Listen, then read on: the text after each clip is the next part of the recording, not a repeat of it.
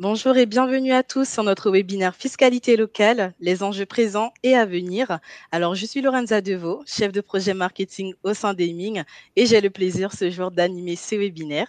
Je suis également accompagnée de nos experts Florence Prétet, consultante experte en fiscalité locale. Bonjour Florence. Bonjour tout le monde.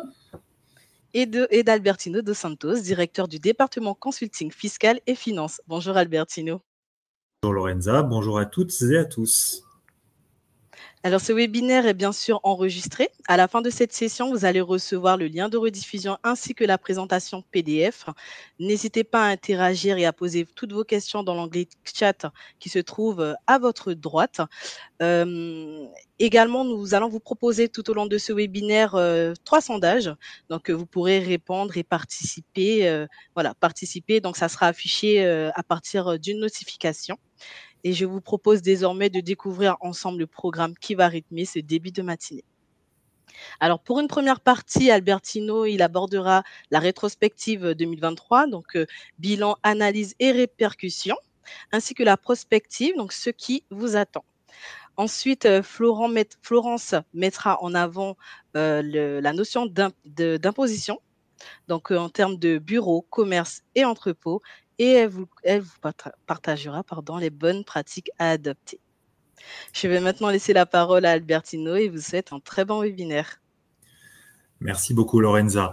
Alors commençons tout d'abord effectivement par la rétrospective 2023. Quel bilan pouvons-nous tirer? Quelles analyses pouvons-nous en conclure et quelles sont les répercussions quelle est la répercussion de cette rétrospective? Ce que nous constatons année après année, c'est une hausse constante et préoccupante des recettes fiscales locales. Ainsi, pour illustrer notre propos, je vous propose de partager quelques métriques, quelques chiffres. Le premier d'entre eux est issu de la Direction générale des collectivités locales, selon laquelle les recettes fiscales locales ont augmenté de 5,9% entre 2021 et 2022, passant ainsi de 97,8 milliards à 103,6 milliards d'euros. Si ces 103 milliards d'euros se composent pour 38%, c'est le poids le plus important de la fiscalité locale des entreprises. Alors, dans la fiscalité locale des entreprises, vous allez pouvoir retrouver évidemment la taxe foncière, la cotisation foncière des entreprises, la cotisation sur la valeur ajoutée des entreprises, les IFER et la TASCOM. Elle se compose aussi pour 34% de la fraction de TVA. Alors pourquoi c'est intéressant ce chiffre? C'est que c'est une fraction qui est destinée à compenser les pertes des collectivités territoriales suite à la suppression de la taxe d'habitation sur les résidences principales. Donc ça, c'est 2/3 de cette recette. Et 1/3 pour la diminution du produit de la CVAE qui, souvenez-vous, devait être supprimée à compter de l'année prochaine et qui finalement ne le sera plus tout à fait. Notons que cette fraction de TVA est en forte augmentation par rapport à 2021 avec 9,6% d'augmentation. Avec 20 milliards d'euros, et c'est notre deuxième chiffre, la taxe foncière sur les propriétés bâties, en incluant la taxe pour enlèvement des ordures ménagères due par les entreprises, a connu une augmentation de l'ordre de 6% entre 2021 et 2022. Si à ce chiffre nous additionnons la part due par les ménages, vous ne serez pas étonné d'apprendre que cette taxe, donc taxe foncière et taxe pour enlèvement des ordures ménagères, soit la principale ressource des collectivités avec 42,5% des recettes de fiscalité directe locale et plus de 44 milliards d'euros de recettes. Soulignons aussi, avant de passer au dernier chiffre, que l'évolution moyenne des taux a été de 1,7% en 2023 par rapport à 2022, contre 1,4% en 2022. Ce n'est pas donc un chiffre exceptionnel. Rappelons toutefois que l'évolution moyenne des taux n'était que de plus 0,5% en 2021. Ce qui nous amène à vous poser une question. Lorenza, je te cède la parole pour que tu puisses nous l'exposer. Merci Albertino. Alors, à votre avis, quel est le coût foncier médian d'un bureau en France au mètre carré? 15 euros, 19 euros, 25 euros ou bien 29 euros. Donc là, je vais lancer les votes. Normalement, vous allez recevoir une notification. Alors, juste Lorenza, c'est pas cette question, mais c'est pas grave. Ah, C'était la question Excusez-moi. sur les taux. C'était la question sur les Alors taux. sur les taux, alors attendez, je vais rectifier.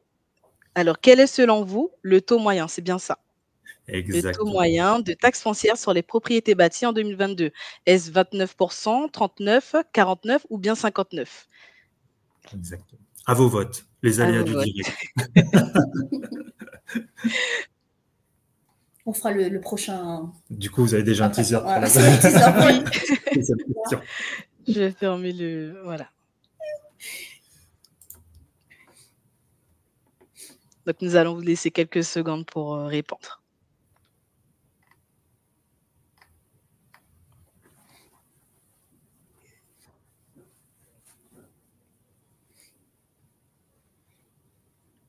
Quel silence. Heureusement que c'est pas comme en radio, parce qu'en radio, tu sais, quand il y a un silence, il y a une diffusion, ça coupe.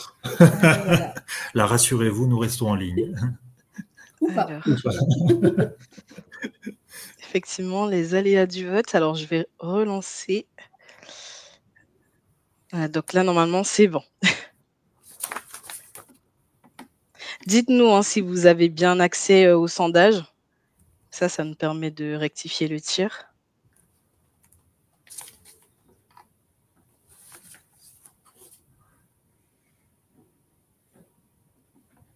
Alors pour le moment, nous n'avons pas encore de réponse.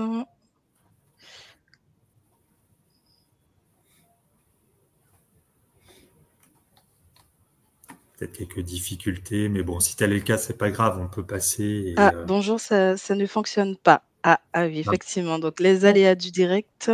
Donnez la réponse. bah, Oui, on va vous donner la réponse et on espère que pour le prochain, ça ça fonctionnera. sera oui, ça Exactement. fonctionnera. Alors c'est parti. En tout cas, merci beaucoup. Donc, selon la DGFiP en 2022, si seulement 16% des communes ont augmenté leur taux contre 15% en 2021, ces taux ont tendance à augmenter.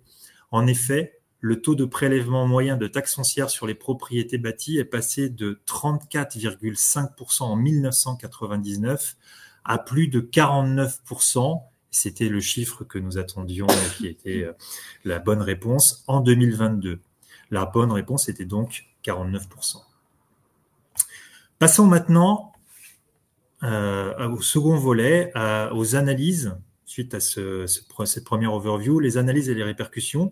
Ce qu'on constate également, c'est un coût croissant, provoquant de plus en plus d'incertitudes et de contentieux. Donc, face à des recettes fiscales en constante augmentation, comme nous venons de le voir, Hemmings s'est interrogé sur le poids de la taxe foncière en comparaison des loyers acquittés.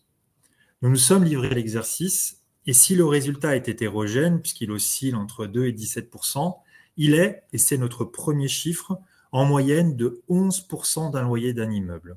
C'est pas neutre. Au-delà du coût toujours croissant de cette taxe, l'incertitude entourant la méthode d'imposition de certaines catégories de bâtiments, telles que la logistique, est particulièrement anxiogène et source d'erreurs. En effet, selon leur situation, certaines catégories d'actifs peuvent être taxées soit en taxe foncière commerciale, donc d'après les surfaces, soit en taxe foncière industrielle, donc d'après le prix de revient des terrains et des constructions et de leurs aménagements évidemment. Et comme vous pouvez vous en douter, cela n'a pas du tout les mêmes répercussions sur les montants appelés. Et si, avant 2017, la photographie pouvait être claire, très simplement et très mécaniquement, la taxe foncière industrielle était 2 à 3 fois supérieure à la taxe foncière commerciale. Depuis, deux phénomènes sont venus complètement rebattre les cartes. Le premier d'entre eux, c'est la révision des valeurs locatives des locaux professionnels intervenus en 2017. Et surtout, la division par deux de la taxe foncière industrielle par l'effet de la baisse des impôts de production.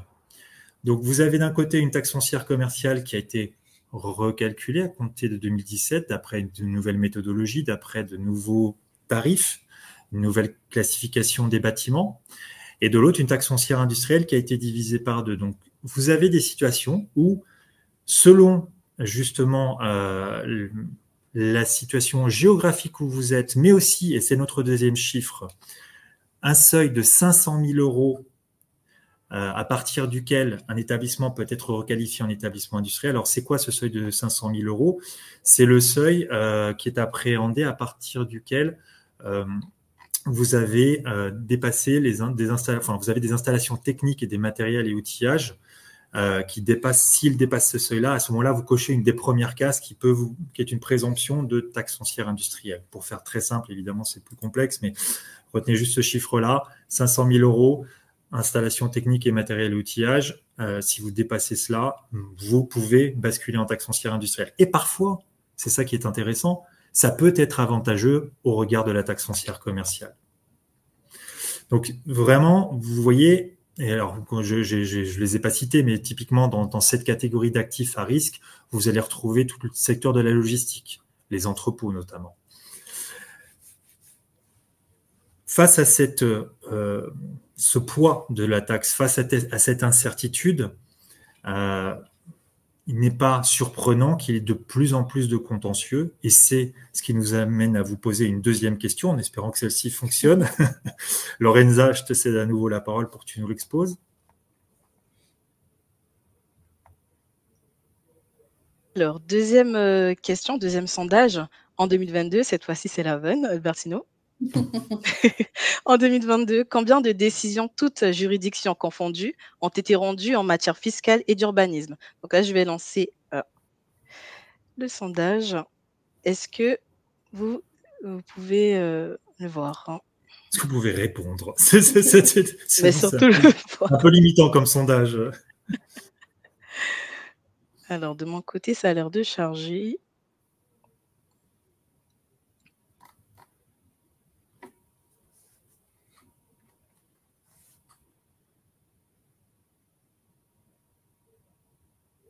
Oui, je pense que c'est bon cette fois-ci. Bonne nouvelle. Très bien. En même temps, il n'y a rien à gagner, mais. Ah bon? Bon, bah, on s'en va alors, s'il n'y a rien à gagner.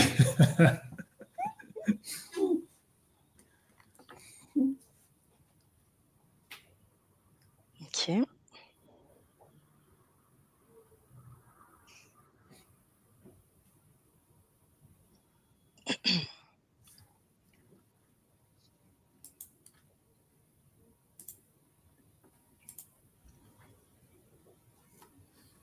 Je pense que c'est bon.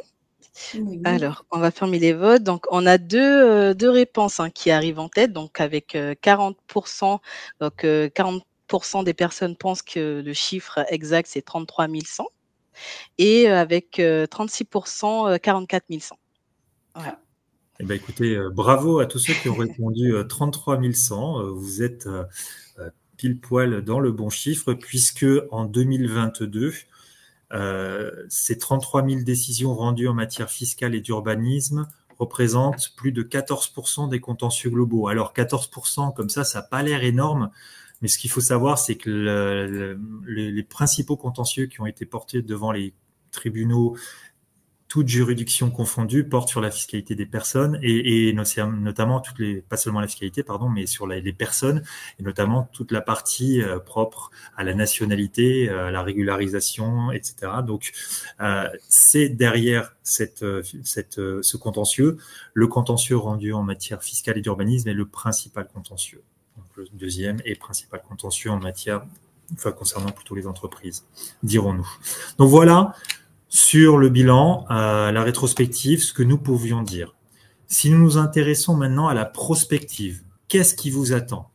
Alors ça, c'est un ambitieux sujet, parce que malheureusement, vous vous en doutez bien, je n'ai pas de boule de cristal pour prédire l'avenir. Néanmoins, un certain nombre de dispositions légales et jurisprudentielles doivent nous mettre sur la voie ou, à tout le moins, en alerte. Alors, pour commencer, parlons de l'indice IPCH. Alors, ce qui est certain sur la mise à jour 2024, c'est que l'indice IPCH, c'est l'indice des prix à la consommation harmonisée. C'est un indice qui ne rentre pas dans le calcul de la taxe foncière des locaux dits commerciaux. En revanche, il rentre dans le calcul de la taxe foncière industrielle. Donc, typiquement, la taxe foncière industrielle, l'année dernière, a pris 7% parce que Rien que l'IPCH, c'était 6% d'augmentation. Mais pour les plus attentifs d'entre vous, vous aurez noté tout à l'heure que je vous ai dit que la taxe foncière des entreprises et les taxes foncières commerciales des entreprises avaient augmenté également de 6%. Donc, indépendamment de cet indice, il y a une concomitance des augmentations entre la taxe foncière commerciale et la taxe foncière industrielle. Donc, pour revenir à l'IPCH, cet indice, il était à fin septembre de 4,5% contre plus de 6% l'année dernière, et il rentre dans la base de calcul de la taxe sur les bureaux. Donc, vous l'avez vu, encore cette année, vous avez pu le constater, la taxe sur les bureaux continue à augmenter, et j'y reviendrai. Et Florence aussi, je pense. La réforme de 2017, ensuite, a instauré un triple mécanisme d'actualisation régulière des valeurs locatives. C'est ce qui est codifié à l'article 1518 ter du Code général des impôts. Ce qui est intéressant, c'est que par rapport à ce triple mécanisme, seule la première, la mise à jour annuelle des tarifs d'imposition par application d'un coefficient correspondant à la moyenne de l'évolution annuelle des loyers des 3 années précédant celle de la mise à jour, sera effectivement appliquée.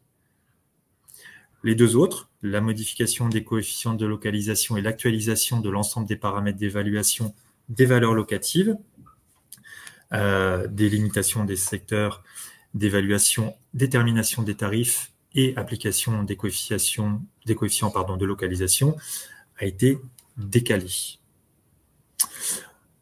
Ensuite, parlons du risque d'expansion qui peut exister. C'est la deuxième image, dirons-nous. Mise à jour et potentiellement arrivée des nouvelles taxes. On parlait de taxes sur les bureaux à l'instant, de son augmentation liée à l'indice des prix à la consommation harmonisé. Vous avez vu cette année que la taxe sur les bureaux qui n'existait qu'en Île-de-France a été s'est exportée en PACA, donc dans les départements 06, 13 et 83.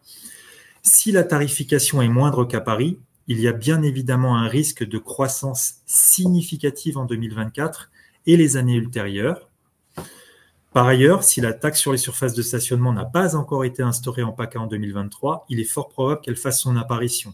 C'est un levier de financement supplémentaire pour les projets d'autres agglomérations.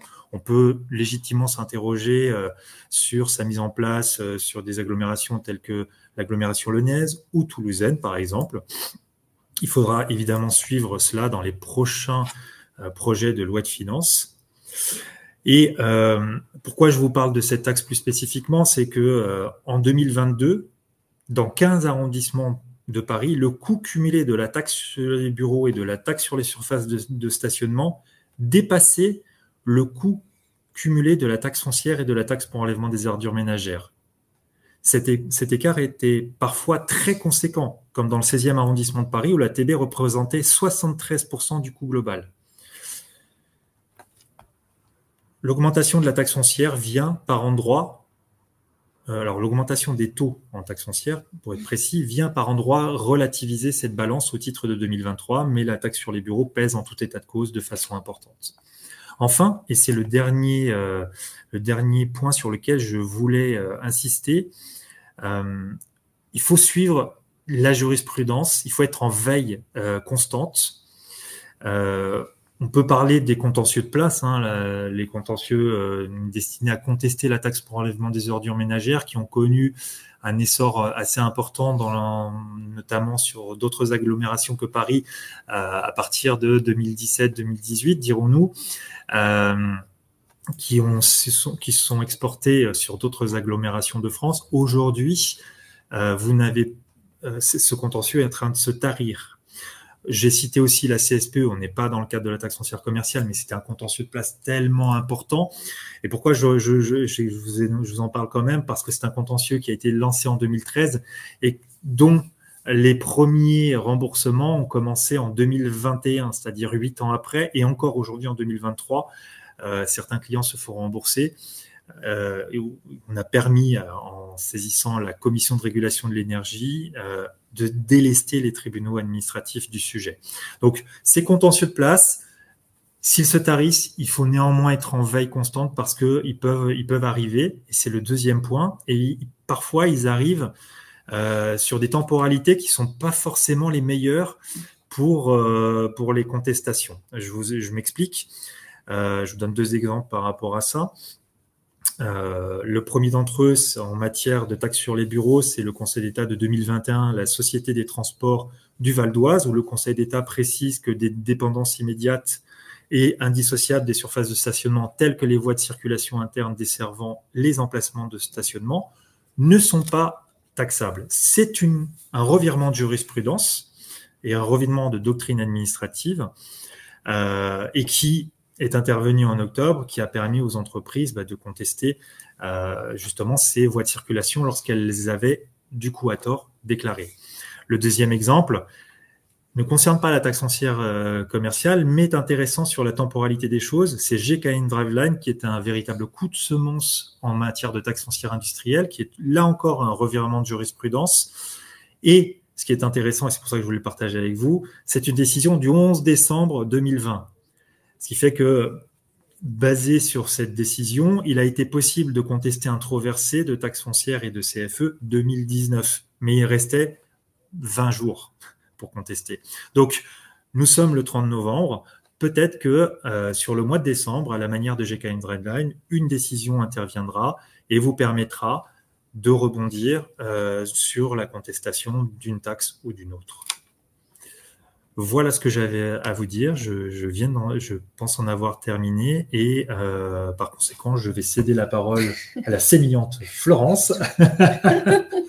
Merci Albertino. Donc, en fait, nous allons commencer continuer dans les impositions. On vous propose un premier point sur vérifier votre niveau d'imposition. Alors effectivement, pour vérifier votre niveau d'imposition, le palmarès des taux d'imposition n'est pas suffisant. Regarder les bases d'imposition, ce n'est pas suffisant. Il faut regarder les 2 critères ensemble. On vous a affiché l'exemple de Neuilly-sur-Seine, où effectivement, en termes de taux, on est plutôt dans la moyenne, dans le très bas de la moyenne, puisqu'on est autour de 16%, alors que Albertino vous a rappelé qu'en moyenne, sur la France, on était autour de 48-49%. Mais à contrario, quand on regarde les bases d'imposition, on sait que Neuilly fait partie des communes les plus chères, puisque la quasi-totalité de la commune de Neuilly est classée dans le secteur 6 du découpage fiscal pour les impositions des locaux commerciaux. Donc, c'est la catégorie où les tarifs sont le plus élevés. Et par exemple, pour Neuilly, pour des bureaux, c'est du 508 € du mètre carré, ce qui normalement correspond à un loyer. Et pour des magasins sur rue, c'est 484 €. Il faut en plus savoir qu'à Neuilly, on a en plus ces fameux coefficients de localisation. Donc, c'est les coefficients de localisation qui font varier les impositions de plus ou moins 30%. Vraiment lié à la parcelle d'assises de l'immeuble. Et donc, à Neuilly, on en a pratiquement sur toute l'avenue Charles de Gaulle. On a des coefficients de 1,15, c'est-à-dire qu'on a des augmentations de 15% sur ces parcelles de taxes. Donc, il est bien plus pertinent de se comparer avec des coûts médians. Voilà, nous, Émile, on aime bien les coûts. Albertino, vous en avez déjà pas mal dans la première partie. Et nous, on aime beaucoup les coûts médians. Voilà, mélange de taux et de base d'imposition.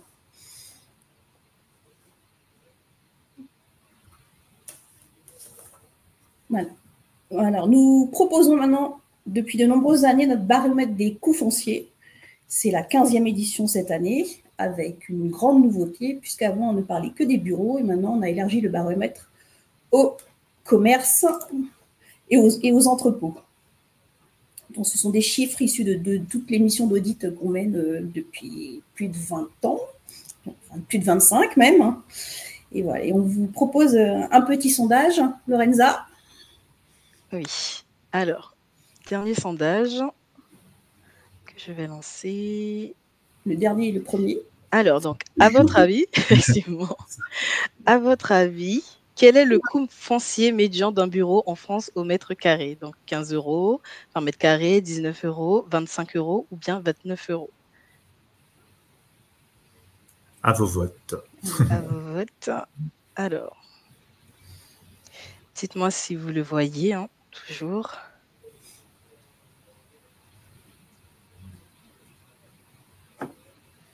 Voilà. Normalement, c'est disponible.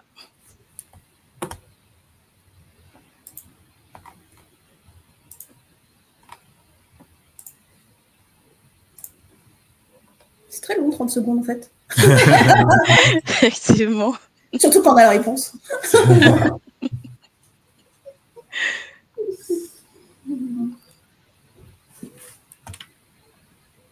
On peut peut-être en profiter pour vous dire qu'effectivement, le 15e baromètre sera présenté au CIMI, sur lequel on a un stand du 12 au 14 décembre.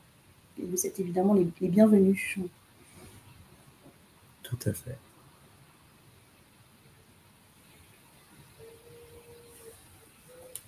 Suspense, suspense.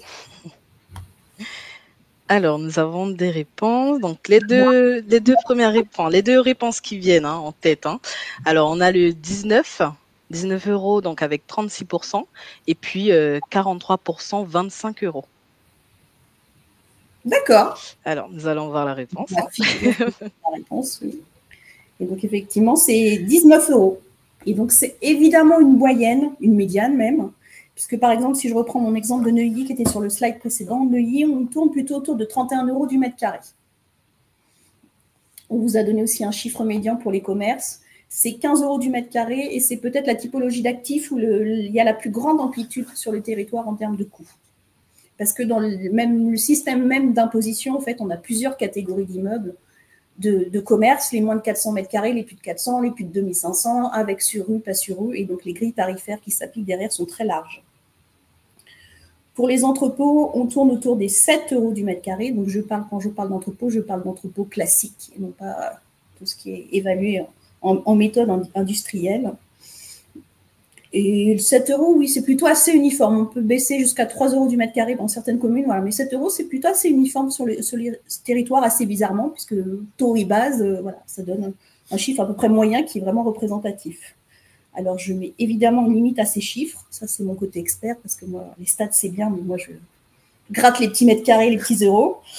Comme j'aime à le dire, en fait, une imposition est locale. Comparaison n'est pas raison, voilà, toutes les pensées habituelles.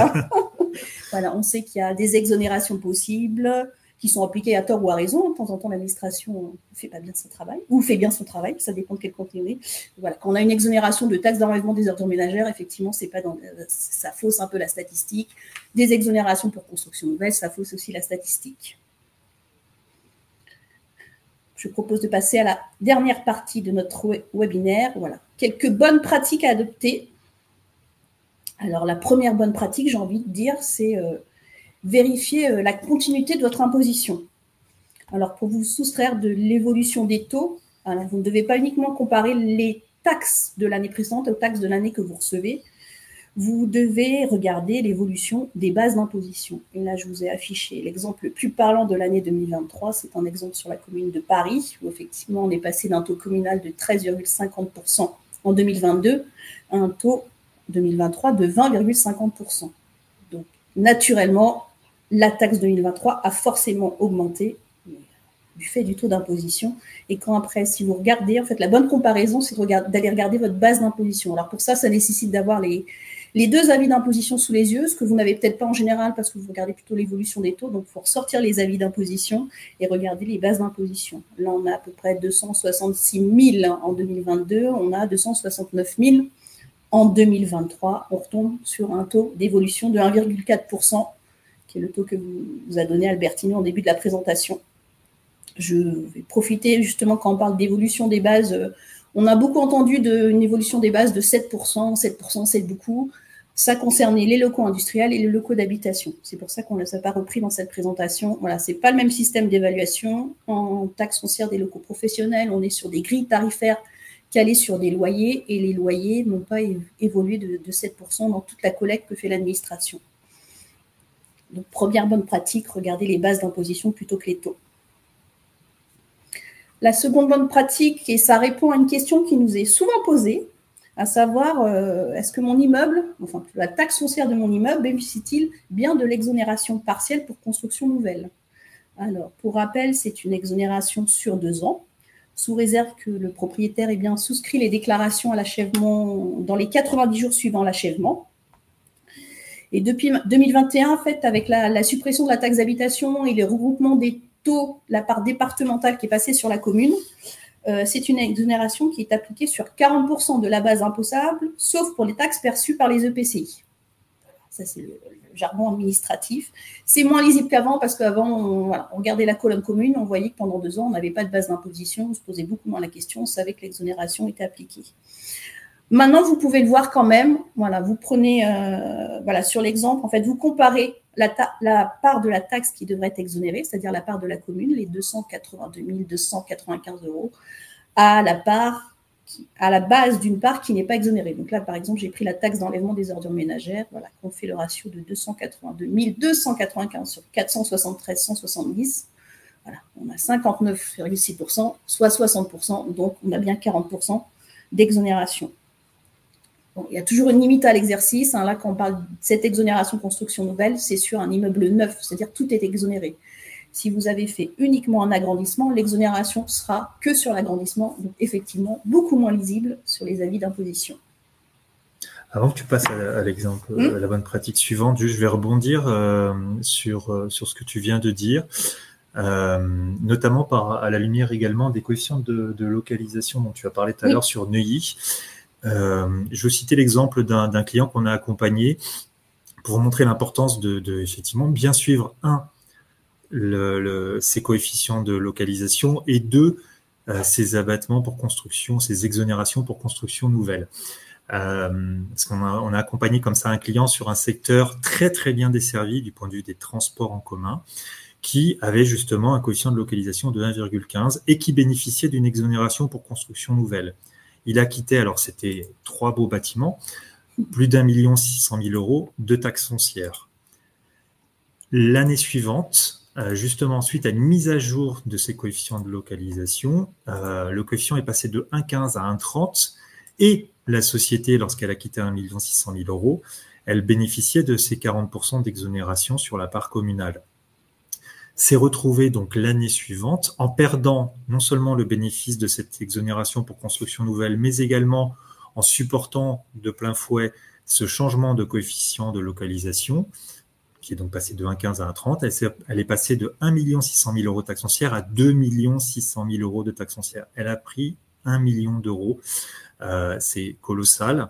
Et évidemment, c'est le genre d'information qu'il faut bien maîtriser, bien anticiper si on veut ne pas se retrouver en porte-à-faux avec son contrôle de gestion et avec les budgets qui auront été réalisés.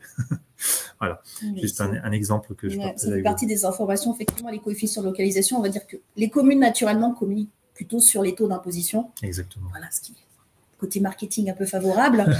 Mais voilà, sur les changements sur les bases d'imposition, voilà, les coefficients de localisation, il y en a une mise à jour une seule fois, effectivement, sur certains zonages, ça a été un peu dramatique. Et c'est des informations qui ne sont pas facilement accessibles. C'est publié en toute fin d'année dans des recueils d'actes administratifs. Voilà, il faut vraiment, on va dire, aller chercher l'information pour la trouver. Dernier point de notre présentation, qui n'est pas une bonne pratique, mais on va dire plutôt un bon réflexe, c'est par rapport au délai de réclamation, au délai de prescription. Voilà, un petit rappel. Au 31 décembre 2023, il y aura une prescription de la taxe foncière 2022, la cotisation foncière des entreprises 2022 et prescription de la taxe sur les bureaux et de la taxe additionnelle sur les stationnements 2021, donc en Île-de-France. D'où l'importance de suivre les contentieux dont je vous parlais tout à l'heure, parce que si une jurisprudence favorable est parue, paraît sur le mois de décembre, vous avez moins d'1 mois pour pouvoir contester ces taxes 2022 pour la taxe foncière et la CFE, et puis 2021 pour la taxe sur les bureaux. Oui. Puis là, typiquement, quand on parlait de la jurisprudence, tu as cité le Conseil d'État d'octobre 2021 sur les parkings. Voilà. Donc, effectivement, sur les taxes bureaux 2021 qui étaient à souscrire avant le 1er mars 2021, on ne connaissait pas cette jurisprudence et c'est la dernière année pour agir sur l'année 2021. Normalement, 2022-2023, on va dire que les bons réflexes ont été acquis, mais voilà, sur 2021, il y a peut-être encore quelque chose à aller faire sur les stationnements. Exactement.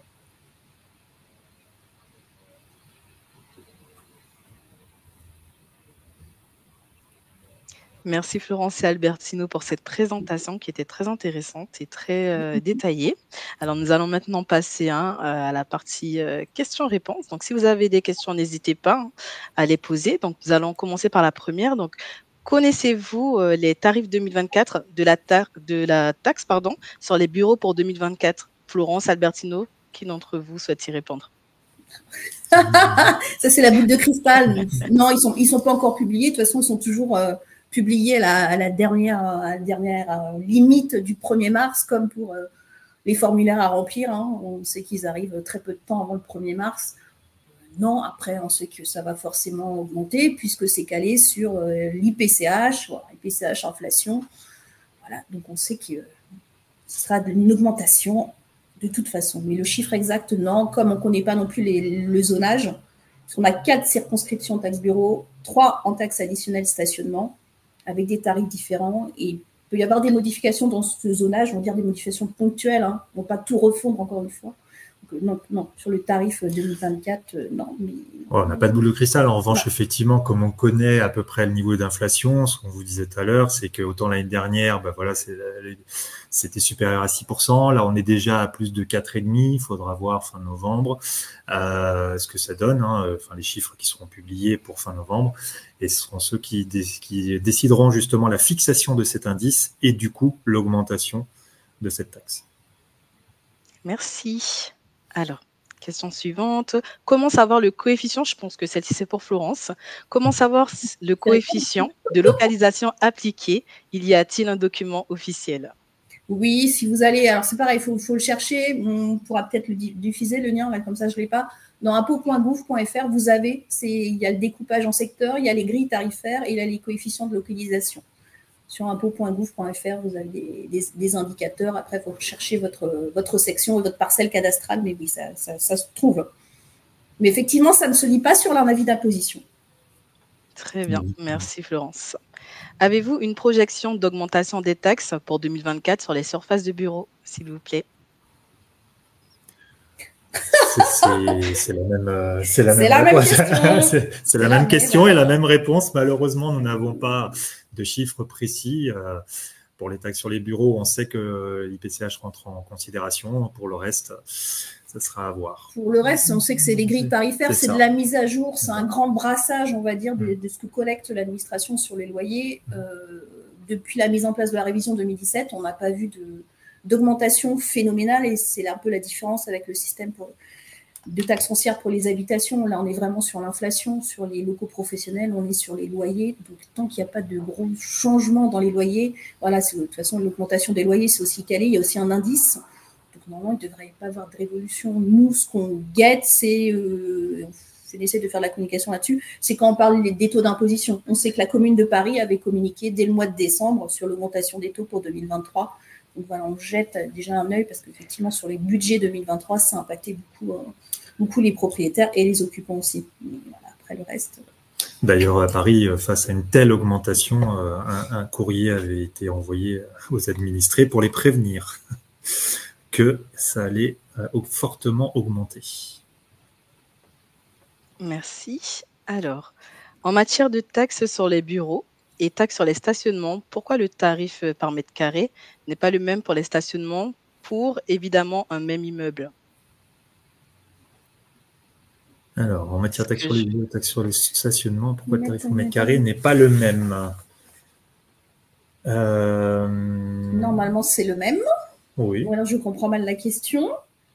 C'est justement maintenant avec l'arrêt du Conseil d'État en 2021 qui a dit que seules les places étaient taxables, que maintenant c'est la même chose. Parce qu'avant, un immeuble en monolocation, effectivement, on taxait les places et les aires de circulation. Et voilà, ce qui revenait à du 25, on prenait 25 mètres carrés la place. Et quand on était à un immeuble avec plusieurs locataires, on taxait que les places, donc plutôt du 12 mètres carrés la place.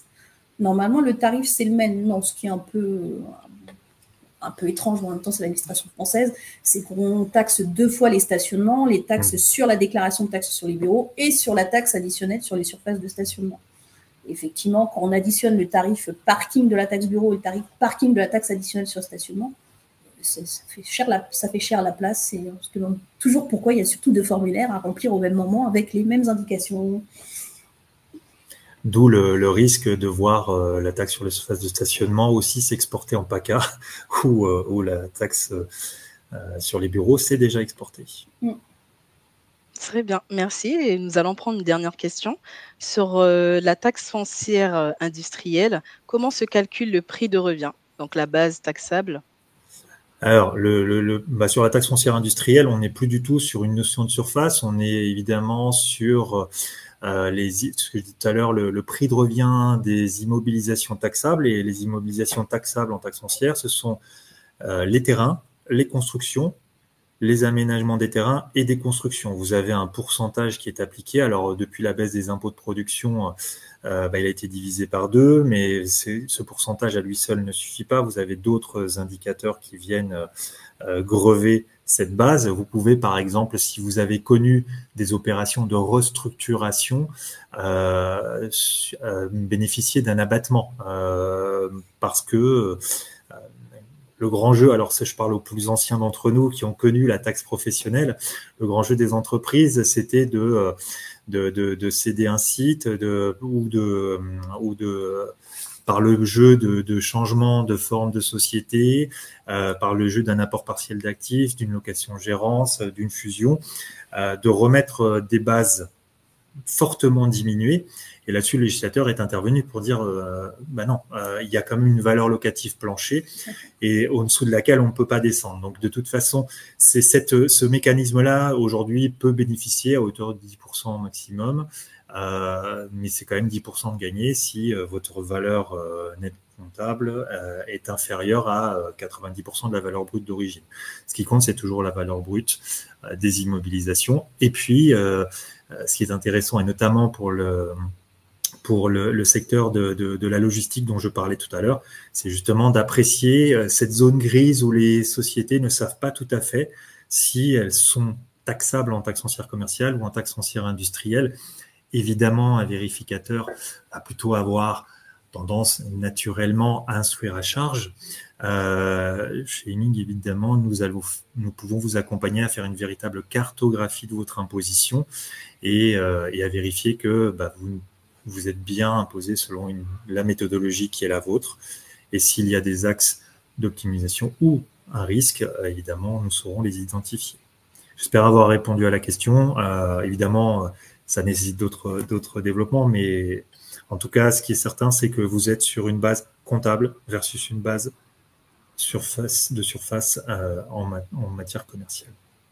Merci Albertino et Florence. Alors, il nous reste quelques minutes, donc ça me laisse le temps de vous parler, si je reprends mes slides, de notre guide de la fiscalité locale.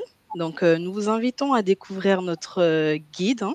Donc, c'est un guide qui reprend de façon détaillée les différents impôts locaux, leur mode de calcul, les opportunités d'exonération, ainsi que les dernières évolutions. Donc, ce guide est accessible directement à travers notre QR code, donc que vous pouvez scanner. Il est affiché à l'écran.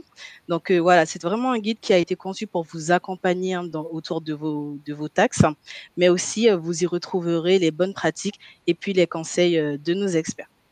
Donc, je vous laisse capturer cette slide afin de découvrir notre guide. Nous vous souhaitons une très bonne journée et à bientôt. Merci beaucoup. Merci, à bientôt, bonne journée. Excellente journée à toutes et à tous. Au revoir. Au revoir.